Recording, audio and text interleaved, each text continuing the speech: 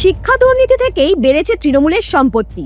চাকরিহারা 26,000, এখনো হয়নি নিষ্পত্তি। রাজ্য জুড়ে সরকারি স্কুলগুলোকে নাকি আরো উন্নত করা হবে। ভোটের আগে ইস্তেহারে প্রতিজ্ঞার নামে আরো একটি মোটা দাগের ভাওতা তৃণমূলের।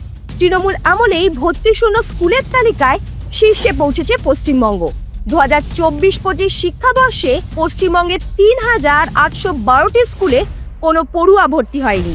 শুধু তাই নয়, তৃণমূল ক্ষমতায় আসার পর থেকে 7,000-এরও বেশি প্রাইমারি স্কুল বন্ধ হয়ে গিয়েছে। প্রাথমিক বিদ্যালয়ের সংখ্যা 2012-তে 74,717টি, 2022-এ 67,699টি।